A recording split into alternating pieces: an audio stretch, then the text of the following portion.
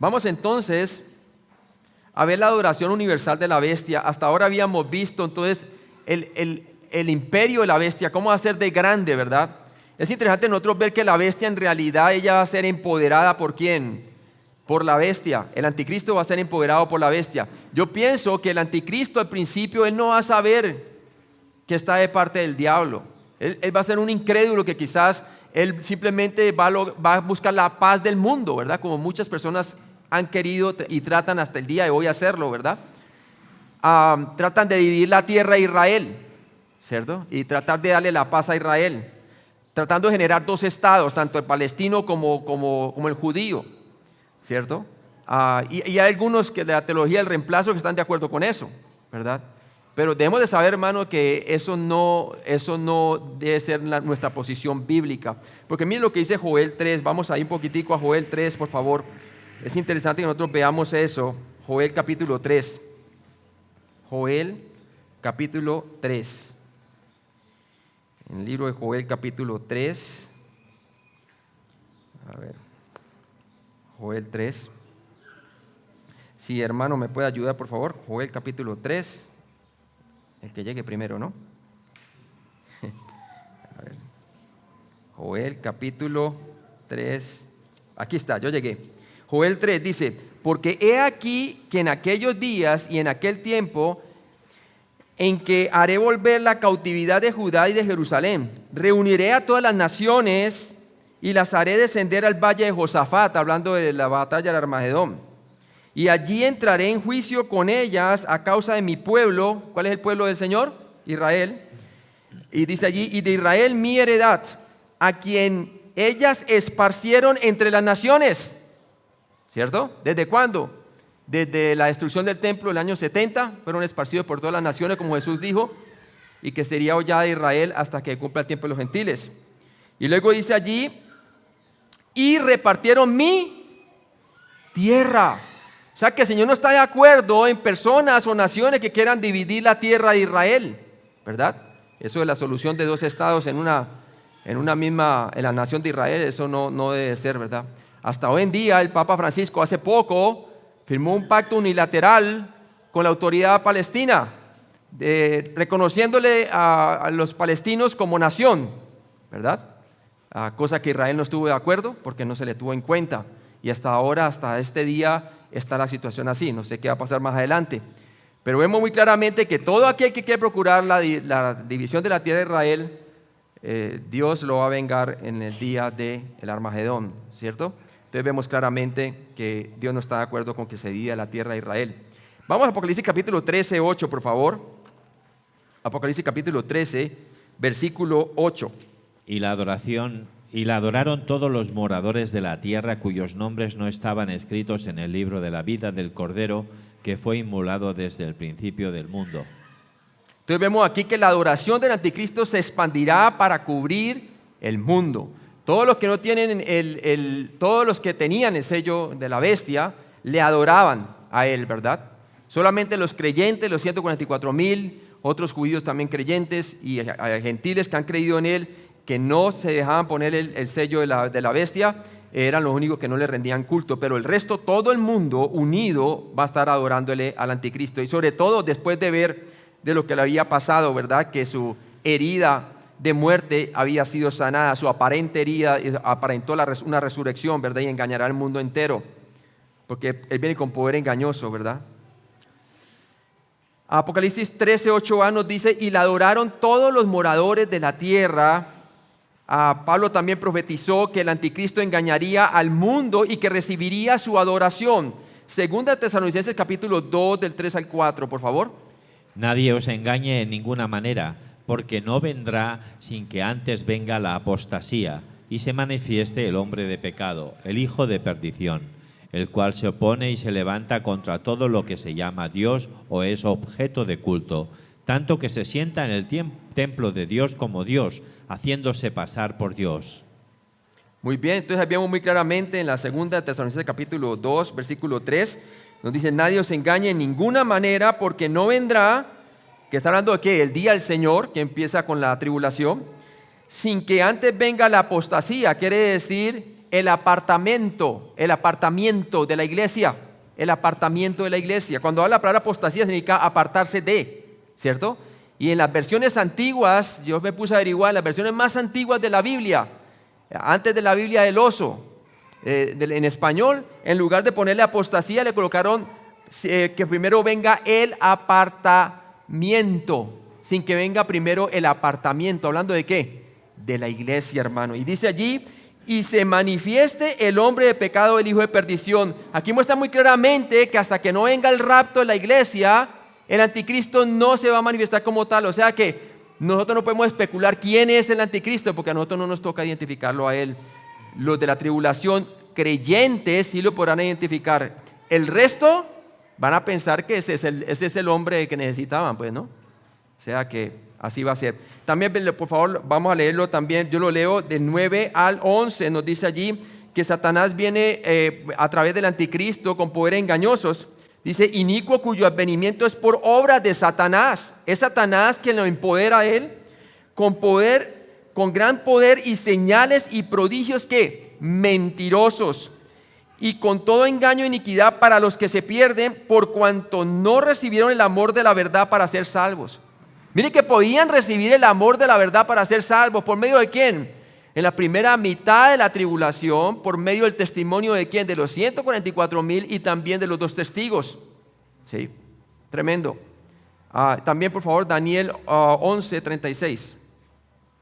Y el rey hará su voluntad y se ensoberbecerá y se engrandecerá sobre todo Dios, y contra el Dios de los dioses hablará maravillas, y prosperará hasta que sea consumada la ira, porque lo determinado se cumplirá. Ya usted ve muy bien cómo blasfemará contra el Dios del cielo. Apocalipsis 13:8b nos dice que todos cuyos nombres no estaban escritos en el libro de la vida del Cordero, que fue inmolado desde el principio del mundo, los creyentes en Cristo, aquellos cuyos nombres están escritos en el libro de la vida, serán la excepción a esta adoración mundial. Ellos no doblarán sus rodillas en adoración a la bestia. Por lo tanto, el anticristo nunca obtendrá dominio absoluto sobre ¿qué? Sobre el mundo. Apocalipsis 13:8c. Y vemos allí muy claramente, así nos dice el versículo, y la adoraron todos los moradores de la tierra cuyo nombre no estaba escrito en el libro de la vida del Cordero, que fue inmolado desde el principio del mundo. Los creyentes son aquellos que tienen sus nombres escritos en el libro de la vida del Cordero, que fue inmolado, ¿cierto? ¿Desde a dónde? ¿Qué dice la palabra de Dios allí? En el 13:8, que fue inmolado desde el principio del mundo. Desde el principio del mundo. Ese plan de redención estaba ya en la mente de Dios desde ¿qué? Desde la eternidad pasada, hermanos. ¿Sí? Apocalipsis 20:15, por favor. Y el que no se halló inscrito en el libro de la vida fue lanzado al lago de fuego. Al lago de fuego, muy bien. 21:27. No entrará en ella ninguna cosa inmunda o que hace abominación y mentira, sino solamente los que están inscritos en el libro de la vida del Cordero. Y está hablando de la nueva Jerusalén y la nueva ciudad, ¿verdad? Y en el 20:15 está hablando del lago de fuego. Todos aquellos quienes no estaban inscritos en el libro de la vida fueron lanzados al lago de fuego. ¿Qué es el libro de la vida? Esto nos lleva a la pregunta, ¿qué es el libro de la vida? Esperamos que los siguientes comentarios sirvan para desmitificarlo, ¿verdad? Porque hay muchas especulaciones acerca del libro de la vida. Un libro de la vida es un libro de los vivientes, un registro legal de todos los ciudadanos que residen dentro de una sociedad. Eso hacían las sociedades en ese tiempo. En las sociedades modernas, cuando nace un niño, su nombre o fecha de nacimiento y los nombres de sus padres se registran debidamente. Este registro prueba la ciudadanía y asegura los derechos legales. ¿Sí? Esa era la manera como se procedía y se procede aún en la actualidad con las nacionalidades de cada persona, ¿verdad? En algunas sociedades antiguas, el nombre de una persona era registrado solo en el momento en que era reconocida como un verdadero ciudadano. lo cual no era necesariamente en el nacimiento. Generalmente los esclavos eran excluidos del libro de los vivientes, porque no los consideraban como derechos, que tuvieran derecho alguno, ¿verdad? En el momento que Juan escribió el Apocalipsis, un nombre podía ser eliminado o borrado del libro de los vivientes con la muerte o inclusive como castigo. Por ejemplo, cuando un gobernante exiliaba o excomulgaba a alguien, ¿verdad? Tenemos el ejemplo de Éxodo 32, 33. Y Jehová respondió a Moisés: al que pecare contra mí, a éste raeré yo de mi libro. Entonces está clarito. Y Deuteronomio capítulo 9, 14. Déjame que los destruya y borre su nombre de debajo del cielo, y yo te pondré sobre una nación fuerte y mucho más numerosa que ellos. Muy bien, y un último más, 25, 6. Deuteronomio.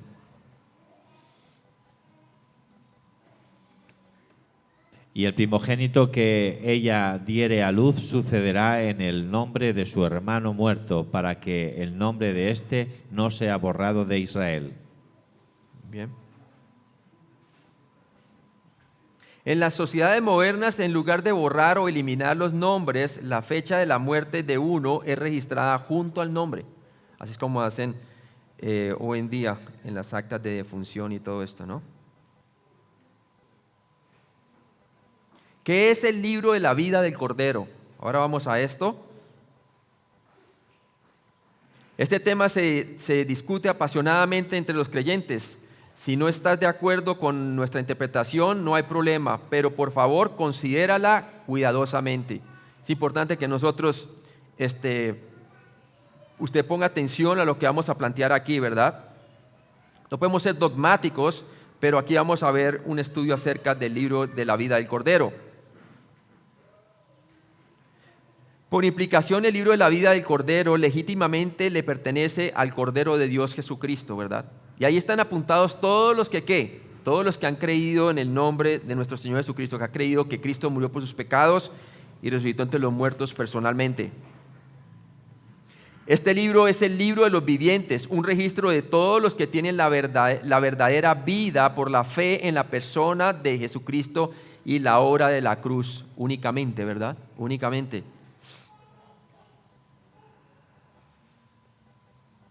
Ya que el libro de la vida del Cordero fue escrito desde la fundación del mundo, Dios usó su presciencia para registrar la fecha de nacimiento espiritual de cada persona que alguna vez creerá. Estos ciudadanos eternos vivirán en el cielo y recibirán los derechos de su ciudadanía celestial. Apocalipsis 21 del 22 al 27, por favor. Y no vi en ella templo, porque el Señor Dios Todopoderoso es el templo de ella y el Cordero. La ciudad no tiene necesidad de sol ni de luna que brillen en ella, porque la gloria de Dios la ilumina, y el Cordero es su lumbrera. Y las naciones que hubieran sido salvas andarán a la luz de ella, y los reyes de la tierra traerán su gloria y honor a ella. Sus puertas nunca serán cerradas de día, pues allí no habrá noche, y llevarán la gloria y la honra de las naciones a ella. No entrará en ella ninguna cosa inmunda o que hace abominación y mentira, sino solamente los que están inscritos en el libro de la vida del Cordero. En el libro de la vida del Cordero, ¿cierto? La presencia de Dios es indispensable para entonces nosotros poder ser, ¿qué? Colocados, ¿en dónde? En el libro de la vida, ¿verdad? ¿Qué nos dice Romanos capítulo 8? ¿Se acuerdan el versículo 28 y 29? Nos dice así, lo voy a leer. Y sabemos que a los que aman a Dios, ¿quiénes son los que aman a Dios? Los creyentes. Todas las cosas le ayudan a bien. Esto es, a los que conforme a su propósito son llamados, está hablando los creyentes. Porque a los que antes conoció, esa es la presencia de Dios, también los predestinó para que fuesen hechos conforme a la imagen de su Hijo, para que Él sea el primogénito entre muchos hermanos. Y a los que predestinó, a estos llamó, a los que estos llamó, a estos también justificó, y a los que justificó, a estos también glorificó. Entonces aquí Pablo le está animando a cada creyente que todas las cosas le salen a bien debido a que Dios lo va a glorificar, ¿cierto? Dios es el autor de toda la salvación y la palabra de Dios dice que si usted ha puesto su fe en Cristo, su nombre va a estar apuntado en el libro de la vida. Todos los creyentes tienen vida eterna. Por lo tanto, a diferencia de otros libros históricos de la vida, ningún hombre jamás será borrado del nombre del libro de la vida, del Cordero. Una vez que creemos en Cristo, somos salvos para siempre. Somos salvos para siempre, ¿sí? Ahora hay algunos que dicen que cuando una persona pone su fe en Cristo, y algunas personas le dicen, ay, ahorita se acabó de anotar tu nombre en el libro de la vida. No, eso no es cierto. El nombre ya estaba apuntado en el libro de la vida porque Dios es omnisciente. Él sabía de antemano quién iba a estar escrito allí, ¿verdad? Entonces, es increíble ver eso. Veamos Juan 10, 28. Y vamos a ver que una vez creemos en Cristo, somos salvos para siempre, por favor. Y yo les doy vida eterna, y no perecerán jamás, ni nadie las arrebatará de mi mano. Muy bien, primera de Juan 5, el 11 al 12. Y este es el testimonio, que Dios nos ha dado vida eterna, y esta vida está en su Hijo. El que tiene al Hijo tiene la vida. El que no tiene al Hijo de Dios no tiene la vida. Así es de sencillo, ¿sí? Yo tenía a mi tía que la estuve visitando ahorita en Colombia hace poco, hace unas 3 semanas atrás, y me decía cuál es la diferencia entre el catolicismo y usted como cristiano. Le dije, tía, le voy a hacer 3 preguntas y eso van a marcar la diferencia. Dice, ok. Dice, la primera pregunta, ¿usted cree que Jesucristo es el Señor y que es el Dios y que es como Hijo de Dios se encarnó y vino al mundo? Sí, claro que lo creo. Me lo enseñaron desde chiquita. Yo, bueno, hasta ahora creemos lo mismo. Segunda pregunta, ¿usted cree que Jesucristo murió por sus pecados y resucitó entre los muertos? ¿Por usted? Claro que sí, a mí siempre me lo han enseñado. Y yo le dije, ok, tía, esta tercera pregunta va a marcar la diferencia entre el cristianismo bíblico y el catolicismo romano. Me dice, ok, ¿cuál es? Le dije, tía, ¿cree usted que únicamente y exclusivamente por la muerte y resurrección de Jesucristo por sus pecados usted salva? Me dijo, no, uno también tiene que hacer buenas obras, tiene que hacer esto, tiene que ir a la primera comunión, tiene que ser fiel. Yo le dije, tía, ahí está la diferencia. Somos salvos por la sola fe, por la sola gracia, por la completa obra del Señor Jesucristo y punto, amén. Hermanos, eso es bien importante, bien importante. No es Cristo más, es Cristo únicamente. Si no, su nombre no va a estar escrito en el libro de la vida.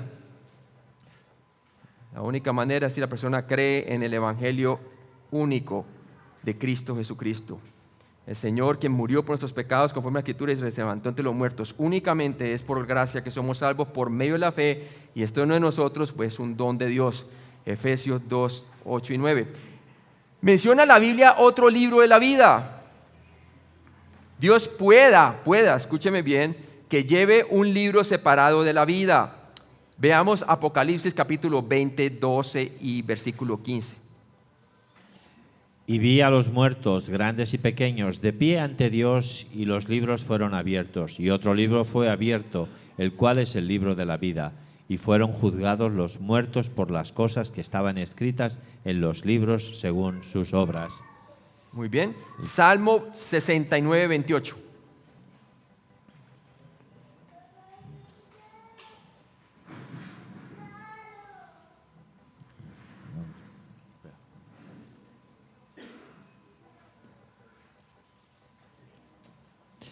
Serán raídos del libro de los vivientes y no sean escritos entre los justos. Sí. Y también yo a leer Filipenses 4:3 nos dice, asimismo te ruego también a ti, compañero fiel, que ayudes a estas que combatieron juntamente conmigo en el Evangelio, con Clemente también y los demás colaboradores míos cuyos nombres están en el libro de la vida, ¿verdad? Veamos otro, Apocalipsis 3:5. El que venciere será vestido de vestiduras blancas, y no borraré su nombre del libro de la vida, y confesaré su nombre delante de mi Padre y delante de sus ángeles. Ahí vemos la promesa para todo el que ha creído en Cristo Jesús, quien es vencedor, que nunca jamás que nunca jamás lo borraría del libro de la vida, ¿verdad? Entonces una promesa para la iglesia. En el 13:8, por favor, Apocalipsis 13:8. Y lo adoraron todos los moradores de la tierra cuyos nombres no estaban escritos en el libro de la vida del Cordero, que fue inmolado desde el principio del mundo. Si ve que no estaban escritos en el libro de la vida en el cual estaba antes del principio del mundo. ¿Qué tal Apocalipsis 20:15?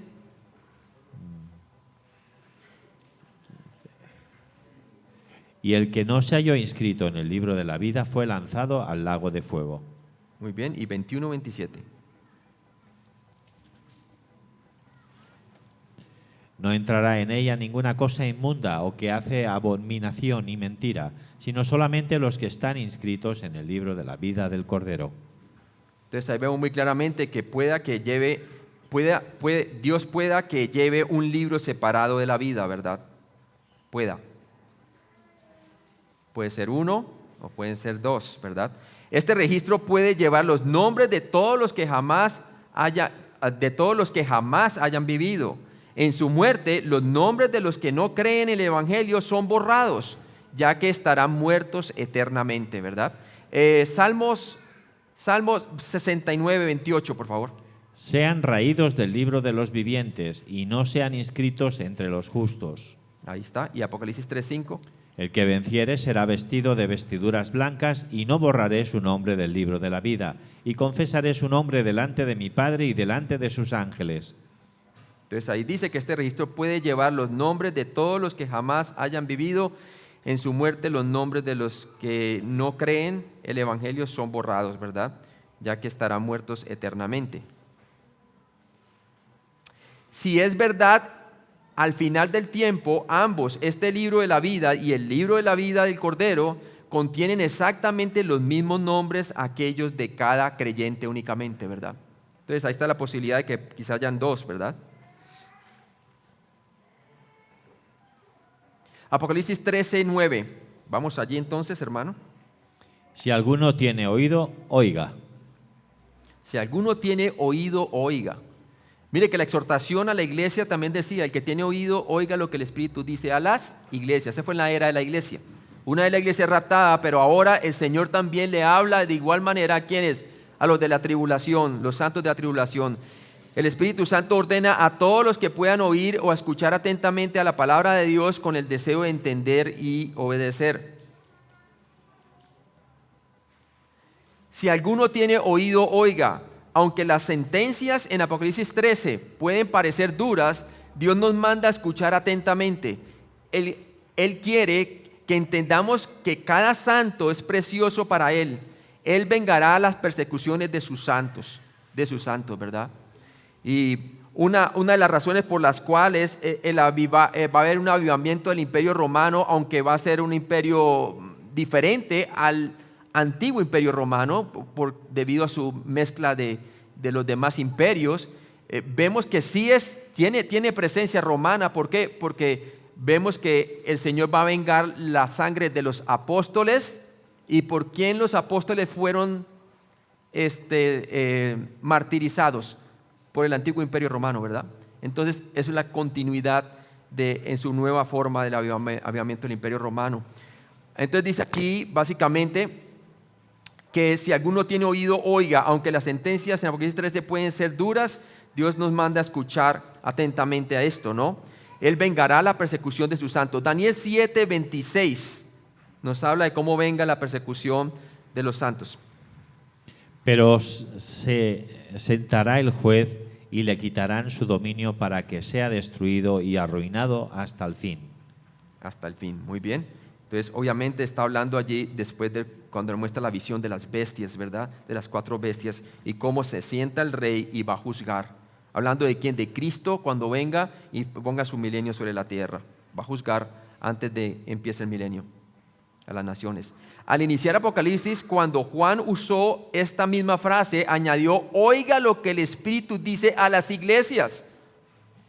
Aquí es otra evidencia de que la iglesia no va a estar durante la tribulación. De otra manera lo hubiera mencionado aquí, ¿verdad? Entonces es claro. Apocalipsis 2:7a nos habla de eso, ¿verdad? Lo que en la era de la iglesia, que cada uno, el que tenga oído, oiga lo que el Espíritu dice a las iglesias. En el 11a, en el 13a, en el versículo 29, en el capítulo 3, versículo 6, en el capítulo 3, versículo 13 y el versículo 22. A todas las 7 iglesias les dice lo mismo. ¿Por qué Juan deja de añadir lo que el Espíritu dice a las iglesias en esta ocasión? Obviamente, sabemos que es porque la iglesia no está durante la tribulación en la tierra. Acordémonos que solamente la puerta del cielo se abre 2 veces en el libro de Apocalipsis. En el capítulo 4, versículo 1, después de que él le muestra las revelaciones de las 7 iglesias, para que Juan sea tomado, para que al revelarle que la iglesia está en el cielo. Capítulo 4 y 5 muestra la iglesia glorificada en el cielo de una manera representativa de los 24 ancianos que representan a toda la gente de todas las naciones, de todas las lenguas, hablando de la iglesia en el cielo. Y se vuelve a abrir en el capítulo 19 de Apocalipsis y viene ya nosotros vestidos de boda del Cordero, la iglesia va a descender. Entonces muestra muy claramente que esa es la razón por la cual él no dice aquí que lo que el Espíritu dice a las iglesias, él no lo dice porque la iglesia está en el cielo, amén. Dice, porque la iglesia ya habrá estado en el cielo por 3 años y medio.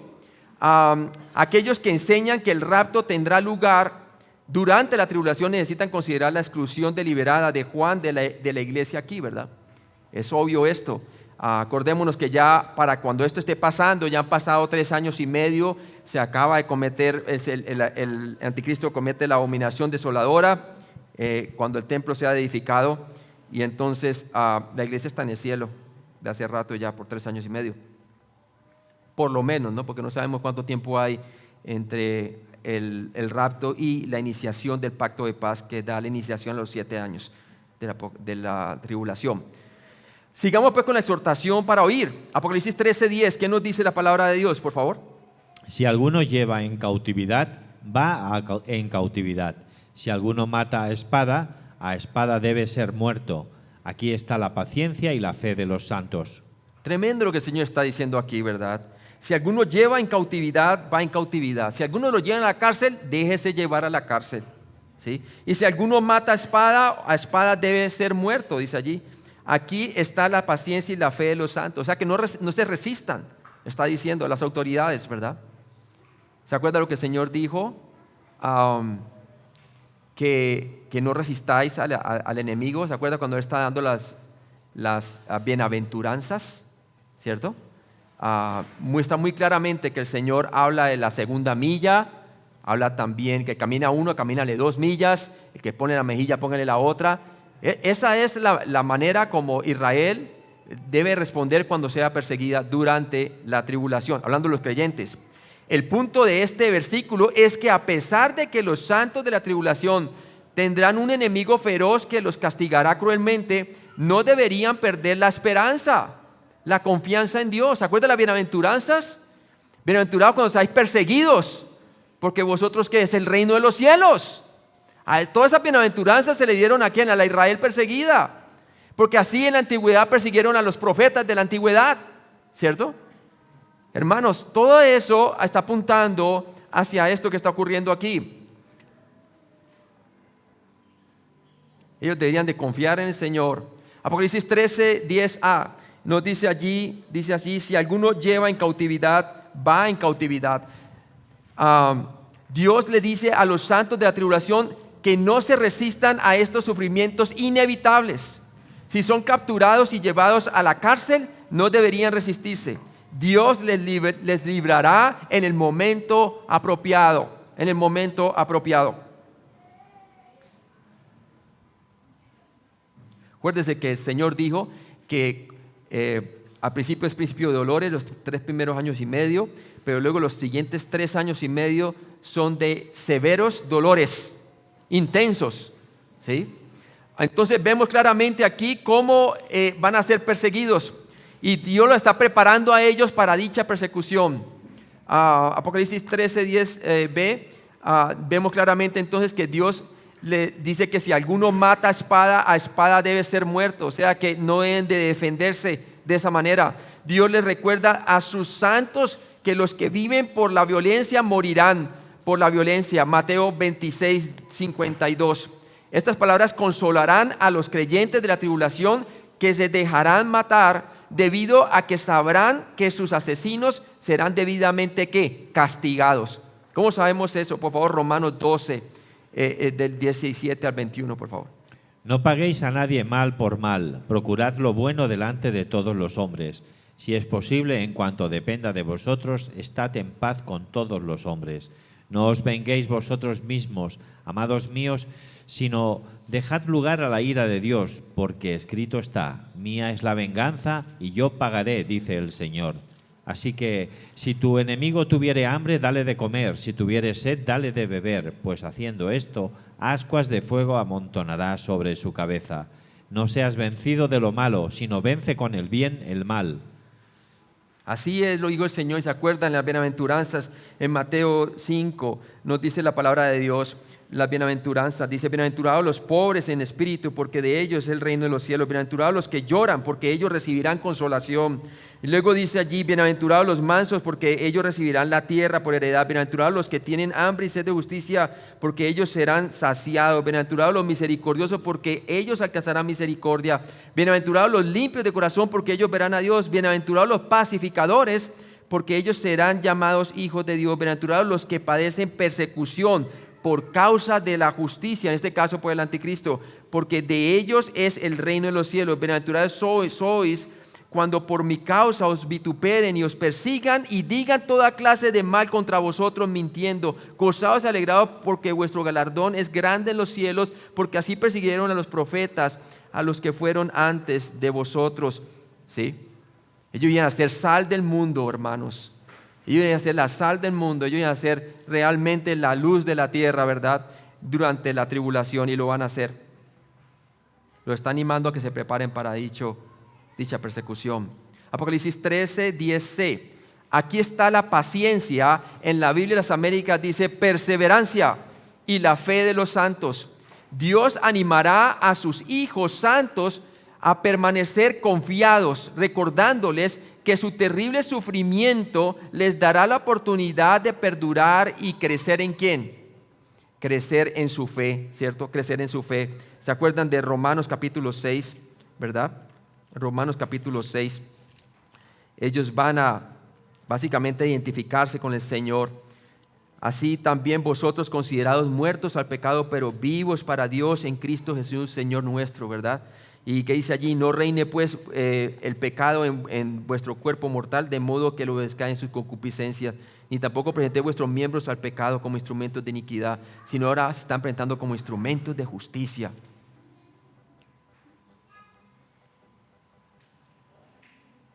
Cualquier persona que muere en la tribulación tendrá una gran ganancia, ¿sí? Tendrá gran ganancia. Salmo 116, 11, por favor, 15, por favor. Estimada es a los ojos de Jehová la muerte de sus santos.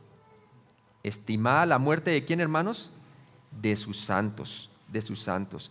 Filipenses 1, 22 al 22. 20 al 22. Conforme a mi anhelo y esperanza de que en nada seré avergonzado, antes bien con toda confianza, como siempre ahora también será magnificado Cristo en mi cuerpo, o por vida o por muerte, porque para mí el vivir es Cristo y el morir es ganancia. Mas si el vivir en la carne resulta para mí en beneficio de la obra, no sé entonces qué escoger. Así es. Mateo 10, 28. Y no temáis a los que matan el cuerpo, mas el alma no pueden matar.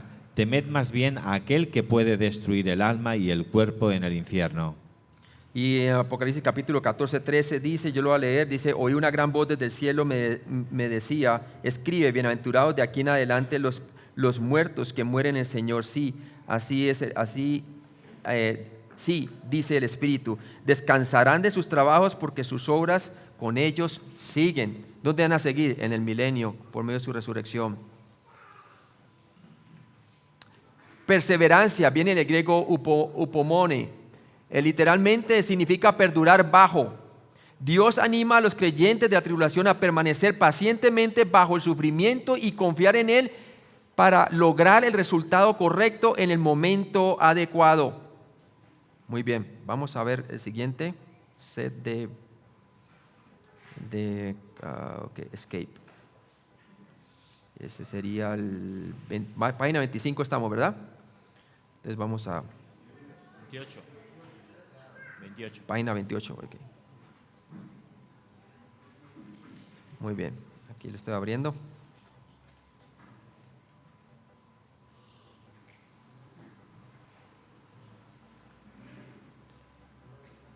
Entonces vemos aquí, continuamos con Apocalipsis capítulo 13, del 11 al 18. La bestia de la tierra es un falso profeta que tornará al mundo hacia el anticristo, ¿cierto? Ya vimos la bestia, la primera bestia que vino ¿de dónde, hermanos? Del mar. Según Daniel nos dice que las bestias todas venían del mar. ¿De quién? De las 4 bestias que describió, ¿verdad? Todas venían del mar, porque todas describen la dominación gentil sobre Jerusalén, sobre los judíos. Por eso Daniel describe sobre todo es el poder gentil sobre la nación de Israel. Fue escrito para que Israel sepa sobre quién iba a ser sometida, ¿verdad? Pero ahora vamos a ver la segunda bestia de la tierra, ¿cierto? Aparece una segunda bestia, hermanos. Apocalipsis 13 del 11 al 18 nos describe esta bestia. La bestia de la tierra es un falso profeta que tornará al mundo hacia el anticristo. Hacia el anticristo. Mire que el anticristo, él toma el lugar de Dios. No solamente él va en contra de Dios, sino que también toma lugar de ¿quién? De Dios, ¿cierto? Toma el lugar de Cristo. ¿Qué hizo el Señor Jesucristo cuando entró en su ministerio terrenal? ¿Por quién fue anunciado como su precursor? ¿Quién fue? Juan el Bautista, ¿verdad? Juan el Bautista fue la voz en el desierto, fue el que lo introdujo a él. ¿A quién? A Israel, ¿cierto? Le presentó al Mesías, al Cordero de Dios que quita el pecado del mundo. Bueno, algo similar va a ser aquí, en este caso, ¿quién? El anticristo, ¿verdad? Va a tener a su falso profeta. La bestia de la tierra es un falso profeta que tornará al mundo hacia el anticristo. En este pasaje vemos a 3 bestias que formarán una trinidad impía. No podemos estar seguros del texto si esta trinidad impía será un engaño intencional o mera coincidencia. De cualquier manera, sus similitudes con la Santa Trinidad son notables. Usted sabe que siempre Satanás quiso ser como el Altísimo, ¿se acuerdan? Y por eso fue destronado allí en Isaías capítulo 14. Pues bien, él va a querer hacer algo similar, pero nunca igual, pero es similar. ¿Qué hace él aquí? Vemos aquí que él va a tipificar una trinidad. ¿Y cómo estará formada la trinidad diabólica o la trinidad impía? Está conformada por el dragón, la bestia que sale ¿de dónde? Del mar, ¿cierto? La bestia que está esperando a la que sale del mar, que se llama el dragón, que es Satanás, la cual fue lanzada ¿de dónde? Con Miguel, que los despojó del cielo y fue a la tierra, ¿verdad? Y luego tenemos la bestia del mar, que ella era aquella bestia que el dragón estaba esperando que saliera para luego poseerla y poder darle el empoderamiento para que tenga poderes engañosos, el anticristo, ¿verdad? ¿Y quién es esa bestia que sale del mar? Es el anticristo. Y vimos que está conformado entonces con una mezcla de los 7 reinos anteriores y formado ¿por qué? Con 7 cabezas. Tiene 7 cabezas y tiene 10 cuernos, porque su última forma es como los pies de la estatua de Nabucodonosor, el avivamiento del Imperio Romano, y va a gobernar a través de 10 regiones o 10 naciones, el mundo entero, o 10 reyes, ¿verdad? Y tenemos la segunda bestia, ¿cierto? Que vimos que si la bestia, el anticristo, sale del mar de las naciones gentiles, vemos la otra que sale entonces de la tierra, hablando del falso profeta, ¿cierto? Casi siempre cuando habla de la tierra, la palabra de Dios nos refiere a la nación de Israel. En mi opinión, yo pienso que el falso profeta, para poder engañar a Israel, para que reciban a aquel como el Mesías, entre comillas, debe ser alguien de buena credibilidad dentro de ¿qué? Dentro de los judíos ortodoxos o quién sabe qué de Israel, un líder en Israel, ¿verdad? Entonces es representado con como un cordero con unos cachos pequeños que habla grandes cosas. Entonces el dragón, veamos la Trinidad, vemos el dragón rojo que es Satanás, ¿verdad? Aquel que fue despojado del cielo y que ahora venía con gran ira con la segunda mitad de la tribulación ¿para qué? Para hacer estragos en la tierra. Entonces vemos Apocalipsis 12 del 7 al 11, por favor lo puedes leer. Después hubo una gran batalla en el cielo. Miguel y sus ángeles luchaban contra el dragón, y luchaban el dragón y sus ángeles, pero no prevalecieron ni se halló lugar ya lugar para ellos en el cielo. Y fue lanzado fuera el dragón, el gran dragón, la serpiente antigua, que se llama Diablo y Satanás, el cual engaña al mundo entero, fue arrojado a la tierra, y sus ángeles fueron arrojados con él. Entonces oí una gran voz en el cielo que decía: ahora ha venido la salvación, el poder y el reino de nuestro Dios y la autoridad de su Cristo, porque ha sido lanzado fuera el acusador de nuestros hermanos, el que los acusaba delante de nuestro Dios día y noche, y ellos le han vencido por medio de la sangre del Cordero y de la palabra del testimonio de ellos, y menospreciaron sus vidas hasta la muerte. Muy bien. Entonces vemos que el dragón rojo es Satanás, cuyas acciones parecen imitar a las de Dios el Padre en cuanto al rol, posición y autoridad. Recordemos que él es el que le da la autoridad a la bestia, ¿no? Al anticristo. Él diabólicamente reflejará la relación de Dios el Padre con Dios el Padre, con el Hijo de Dios, o cómo él da cómo él da su autoridad al anticristo junto con el poder, el liderazgo y un trono. Y es verdad, es el anticristo quien le da el poder, el liderazgo y su trono, ¿verdad? Entonces Apocalipsis 13 del 2 al 4 nos muestra eso, hermano. Y la bestia que vi era semejante a un leopardo, y sus pies como de oso, y su boca como boca de león. Y el dragón le dio su poder y su trono, y grande autoridad. Vi una de sus cabezas como herida de muerte, pero su herida mortal fue sanada, y se maravilló toda la tierra en pos de la bestia.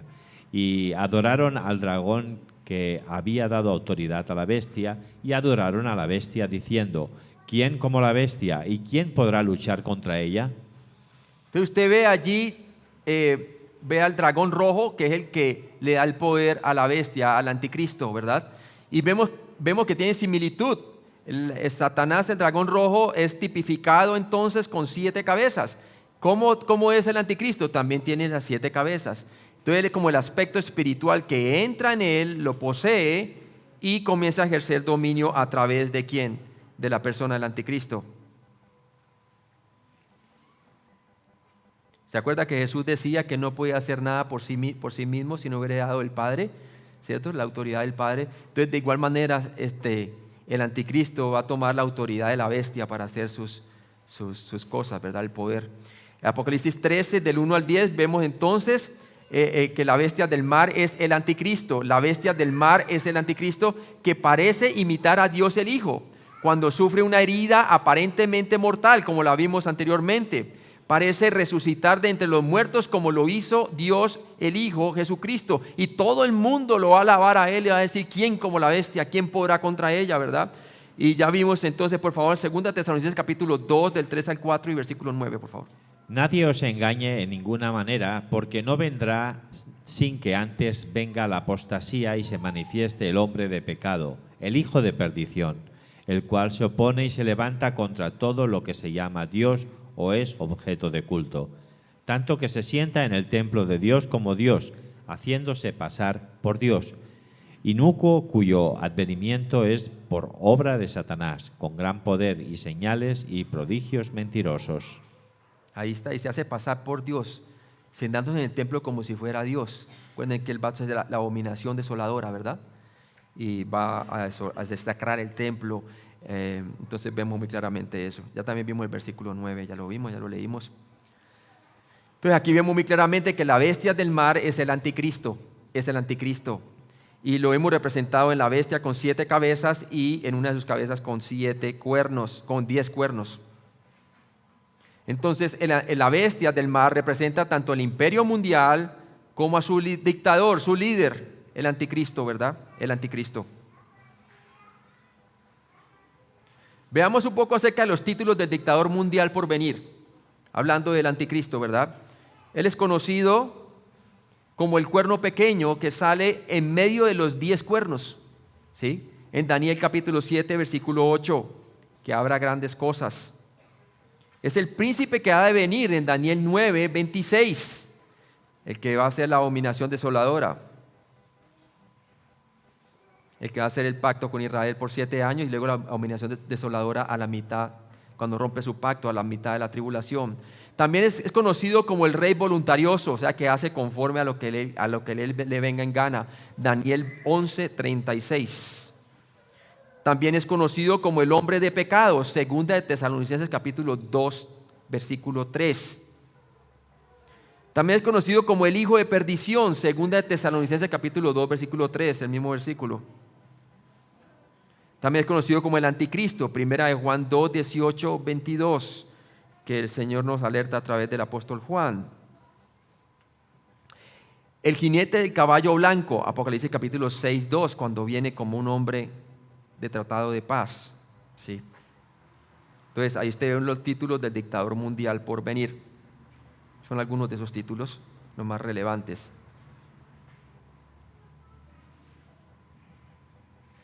La bestia de la tierra, el falso profeta. Apocalipsis 13 del 11 al 18 nos hablan de él. La bestia de la tierra es el falso profeta. Sus acciones reflejarán el papel de Dios, el Espíritu Santo, de la manera que el Espíritu Santo exalta al Hijo dentro de la divinidad. De igual forma, el falso profeta obrará para apuntar a la humanidad hacia la adoración del anticristo, la bestia del mar. Cuando Jesús fue presentado en el río Jordán, y para poder identificar Juan quién era aquel que bautizaba con el Espíritu Santo, bajó el Espíritu Santo a manera de ¿qué? De paloma, y habló una voz desde el cielo, ¿verdad? De igual manera la bestia quiere tipificar algo así, ¿sí? Quiere tipificar algo así, quiere tener su vocero, aquel que le vaya a presentar como que él es verdaderamente el Mesías que Israel necesita, ¿sí? Entonces vemos claramente que eso así va a suceder. Apocalipsis 13, 12, por favor, si lo puede leer.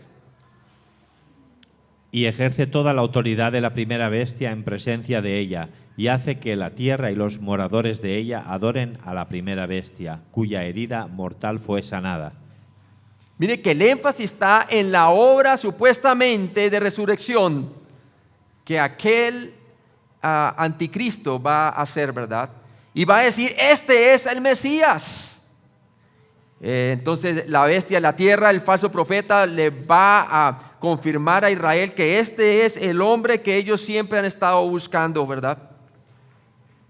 La bestia de la tierra, vemos el falso profeta, lo vemos allí como un cordero y básicamente nos lo describe con que tiene los cuernos ñatos, ¿verdad? Y que habla, pero habla grandes cosas. Su poder está básicamente en su boca. Y también va a tener poder para hacer milagros y prodigios, porque la bestia le da la autoridad para que pueda hacer eso, ¿verdad? Y obviamente Satanás está detrás de todo eso. Apocalipsis 13, 11a. Después vi otra bestia. Esta bestia no es la que se describe en el versículo 1, el anticristo y su reino, sino más bien la tercera persona de la Trinidad impía, ¿sí? Este toma el lugar como si fuera el Espíritu Santo, como el ungido, ¿sí? Que va a mostrar quién es verdaderamente el anticristo. Apocalipsis 13 del 11b nos dice así la palabra de Dios. Después vi otra bestia que subía de la tierra y tenía 2 cuernos semejantes a los de un cordero, pero hablaba ¿qué? Como dragón. Juan vio a esta bestia que subía de la tierra en comparación con la del anticristo que subió del mar, las naciones. Esta bestia vendrá de la tierra seca. Por eso les digo que posiblemente pienso que viene de la nación de Israel. Al fin y al cabo, Israel tiene que ser engañada, ¿verdad? Creer la mentira. Cuando diga paz y seguridad, vendrá sobre ellos ¿qué? Destrucción repentina. Confirmará el pacto con muchos. Apocalipsis 13, 11c. Y nos dice allí claramente, pero hablaba como dragón. O sea que este hombre tiene apariencia de piedad, ¿cierto? Pero con su boca habla como un dragón. Apocalipsis 13, 11c nos lo dice. Esta bestia tendrá 2 cuernos ñatos o achaparrados, como los de un cordero, pero hablará con vozarrón de un dragón. Su convencimiento vendrá de su boca. Sus cuernos de cordero serán pequeñas protuberancias que simbolizan su poder político limitado.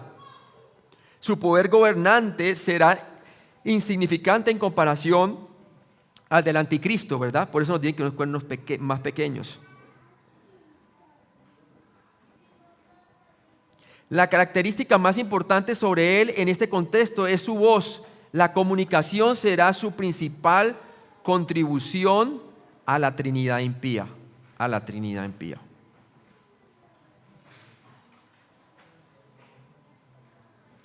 Apocalipsis 13, 12a. Y hace que la tierra y los moradores de ella adoren a la primera bestia, al anticristo. El falso profeta dirigirá a la gente hacia el anticristo. Para convencerlos a adorar a la bestia, usará poderes satánicos, milagros, como también su magnífica voz. Su magnífica voz. Acuérdense qué es lo que buscaba Israel, hermanos. Si los griegos buscaban sabiduría, los romanos buscaban poder, gloria, pero los judíos buscaban señal. Y por estas señales van a ser ellos ¿qué? Engañados, hermano. Engañados, ¿verdad? Y ahí termino mi parte. Entonces esta segunda bestia va a tener su poder en la boca, hermano, y va a convencer a la gente para que adoren ¿a quién? A la bestia, el anticristo, ¿verdad? Tremendo. Vamos a orar entonces. Padre Celestial, gracias por este día. Gracias porque solamente hay un Dios y un solo mediador entre Dios y los hombres. Jesucristo hombre, Señor. Y gracias porque tú eres Rey de reyes y Señor de señores. Y sabemos que un día tú vas a aplastar la cabeza de la serpiente, Satanás, Señor. Y sabemos que un día tú vas también a derrotar al anticristo y al falso profeta los vas a echar vivos al lago de fuego, Señor. Y gracias, Señor, porque tú nos has redimido, Señor, de toda nación, de toda lengua. Y te damos la gloria y la honra porque ahorita en la dispensación de la iglesia tú nos has hecho dignos de escapar de aquella hora venidera, Señor, hablando de la tribulación. Y gracias, Padre, ayúdanos a no andar nosotros en glotonerías o en cosas así, Señor, sabiendo de que aquel día se acerca, aquel día en el cual el rapto va a suceder en cualquier momento, Señor. Sabemos que es inminente, no sabemos si puede suceder ahorita mismo, puede suceder mañana o quizás puede que le suceda a la siguiente generación, pero sabemos muy bien, Señor, que nosotros debemos de estar caminando conforme al Espíritu, Señor, para no satisfacer los deseos de la carne. Bendícenos pues, Señor, y gracias por habernos enseñado esta sección. En Cristo Jesús. Amén.